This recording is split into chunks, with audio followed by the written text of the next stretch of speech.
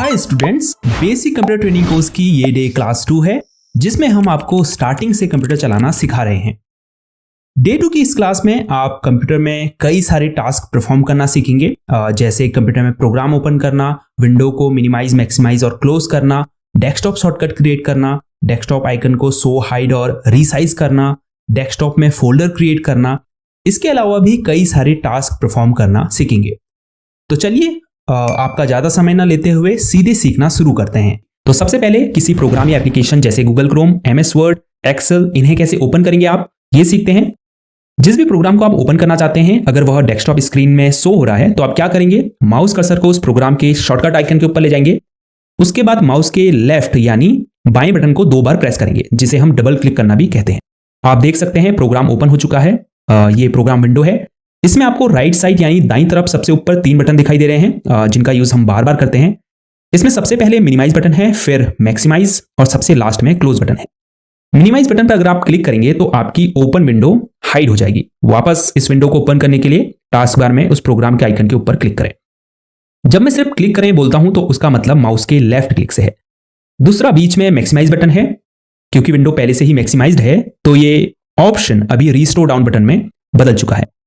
जैसे ही आप इस पर क्लिक करेंगे तो विंडो उसके पिछले साइज में छोटी हो जाएगी और restore down button maximize button में बदल जाएगा। अगर आपको इसके साइज को और छोटा या इससे बड़ा करना है तो इस विंडो के किसी भी साइड के कोने पर कर्सर को ले जाएं।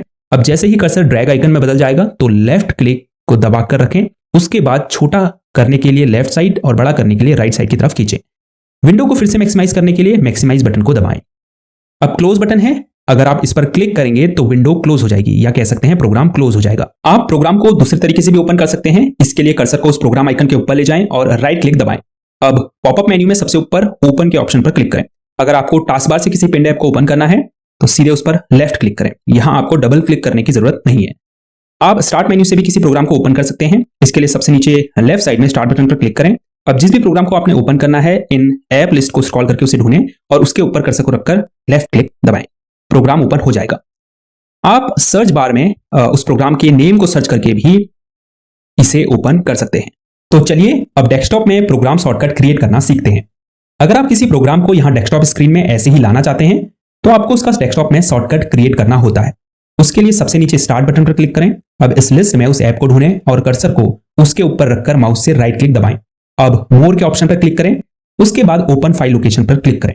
अब फिर से उस ऐप के ऊपर राइट क्लिक करें। अब आपको पॉपअप मेन्यू में नीचे की तरफ क्रिएट शॉर्टकट पर क्लिक करना है। अब यस पर क्लिक कर दें। आप देख सकते हैं उस प्रोग्राम का शॉर्टकट डेस्कटॉप स्क्रीन में क्रिएट हो चुका है। इसका एक और तरीका है जिसमें आपको स्टार्ट मेन्यू में सीधे उस प्रोग्राम के ऊपर माउस से क्लिक करके बटन को दबाए रखना है और अब उसके आइकन को डेस्कटॉप स्क्रीन की तरफ खींचना है और फिर से माउस के बटन को छोड़ देना है। फिर से इसके ऊपर लेफ्ट क्लिक करें और बटन को दबाए रखें और इसे खींचकर डेस्कटॉप में वहां रखें जहां आप इसे रखना चाहते हैं। इसके अलावा एक और तरीका है डेस्कटॉप शॉर्टकट क्रिएट करने का। इसके लिए डेस्कटॉप स्क्रीन में कहीं भी राइट क्लिक करें। अब पॉपअप मेन्यू में नीचे की तरफ न्यू ऑप्शन पर क्लिक करें। फिर शॉर्टकट पर क्लिक करें। अब उस फोल्डर में जाएं जहां वो ऐप, फोल्डर या फाइल है, उसे सिलेक्ट करें और ओके पर क्लिक कर दें। अब नेक्स्ट पर क्लिक करें और फिर फिनिश पर क्लिक कर दें। आप देख सकते हैं उस फोल्डर का डेस्कटॉप शॉर्टकट क्रिएट हो चुका है। तो इन तरीकों से आप किसी फाइल, फोल्डर और ऐप का डेस्कटॉप में ऐसे ही शॉर्टकट क्रिएट कर सकते हैं। अगर आपके डेस्कटॉप स्क्रीन में ये डिफॉल्ट शॉर्टकट जैसे दिस पीसी या रिसाइकल बिन शो नहीं हो रहे हैं तो उसके लिए स्टार्ट बटन पर क्लिक करें। फिर सेटिंग के आइकन पर क्लिक करें। अब सेटिंग्स में पर्सनलाइजेशन पर क्लिक करें। फिर लेफ्ट साइड में थीम्स पर क्लिक करें। अब राइट साइड में रिलेटेड सेटिंग के नीचे डेस्कटॉप आइकन सेटिंग्स पर क्लिक करें। इस पॉपअप मेन्यू से आप डिफॉल्ट डेस्कटॉप आइकन को हाइड और शो कर सकते हैं। शो करने के लिए बॉक्स को चेक करें और हाइड करने के लिए अनचेक करें। फिर ओके पर क्लिक कर दें। अब हम इन विंडो को क्लोज कर देंगे। आप देख सकते हैं यहां वह आइकन शो होने लगे हैं। अगर आप अपनी डेस्कटॉप स्क्रीन में कई फाइल्स को एक जगह पर रखना चाहते हैं तो आप डेस्कटॉप में उसके लिए एक फोल्डर क्रिएट कर सकते हैं और उसके अंदर उन फाइल्स को रख सकते हैं। फोल्डर क्रिएट करने के लिए डेस्कटॉप स्क्रीन में कहीं भी राइट क्लिक करें। उसके बाद पॉपअप मेन्यू में नीचे की तरफ न्यू ऑप्शन पर क्लिक करें। फिर फोल्डर पर क्लिक करें। अब फोल्डर को कोई नाम दें और एंटर की दबाएं। आप देख सकते हैं यहां पर फोल्डर क्रिएट हो चुका है। अक्सर आपने देखा होगा लोग बार बार अपने पीसी या लैपटॉप को रिफ्रेश करते रहते हैं। हालांकि बार बार रिफ्रेश करने का कोई फायदा नहीं है क्योंकि इससे आपकी पीसी की परफॉर्मेंस या स्पीड पर कोई फर्क नहीं पड़ता है। बल्कि जब आप रिफ्रेश ऑप्शन पर क्लिक करते हैं तो जो भी चेंजेस आपने अपनी डेस्कटॉप स्क्रीन में किए होंगे उन्हें ये शो करने लगेगा। फॉर एग्जाम्पल हमने एक फोल्डर क्रिएट किया डेस्कटॉप स्क्रीन में। अब वैसे तो विंडोज में ऑटो रिफ्रेश फीचर होता है जो आपके किए गए चेंजेस को उसी समय डिस्प्ले में शो कर देता है, लेकिन अगर ऐसा नहीं है तब आप रिफ्रेश बटन का यूज कर सकते हैं। तो हाँ, रिफ्रेश करने से आपका पीसी फास्ट नहीं होता है। तो डेस्कटॉप को रिफ्रेश करना बड़ा ही आसान है। स्क्रीन में कहीं भी खाली जगह पर राइट क्लिक करें, उसके बाद रिफ्रेश ऑप्शन पर क्लिक करें। जो भी चेंजेस आपने डेस्कटॉप में किए होंगे वो अपडेट हो जाएंगे। अगर आप टास्क बार को अपने अकॉर्डिंग कस्टमाइज करना चाहते हैं, जैसे यहाँ लॉन्च एरिया में एप्स को पिन करना चाहते हैं या कुछ एप्स को यहाँ से अनपिन करना चाहते हैं, यहाँ कौन सा आइकन शो होगा कौन सा नहीं, अगर ये सिलेक्ट करना चाहते हैं, या टास्क बार के बैकग्राउंड कलर को चेंज करना चाहते हैं, और इवन टास्क बार को बॉटम की जगह टॉप में या साइड में लगाना चाहते हैं, तो ये सब आप अभी सीखने वाले हैं। चलिए सबसे पहले टास्क बार के लॉन्च एरिया में एप्स को पिन और अनपिन करना सीखते हैं। अगर कोई ऐसे एप्स हैं जिन्हें आप बार बार यूज करते हैं तो आप उन्हें टास्क बार में पिन कर सकते हैं। इससे होगा क्या, जब भी आपको उन्हें ओपन करना होगा तो आपको उन्हें ढूंढना नहीं पड़ेगा, बल्कि वो आपको सामने दिखाई देंगे। तो पिन करने के लिए उस ऐप का नाम सर्च बॉक्स में टाइप करें। आप देख सकते हैं यहां आपको पिन टू स्टार्ट का ऑप्शन दिखाई दे रहा है, इस पर क्लिक करें। आप देख सकते हैं इस ऐप का आइकन शो होने लगा है। इसके अलावा अगर आप स्टार्ट मेन्यू में इसे पिन करना चाहते हैं, मतलब यहां अगर पिन करना चाहते हैं तो आपको पिन टू स्टार्ट पर क्लिक करना होगा। अगर इसको अनपिन करना है, यानी यहां से अगर हटाना है, तो इसके ऊपर राइट क्लिक करें और अनपिन फ्रॉम टास्क बार पर क्लिक करें।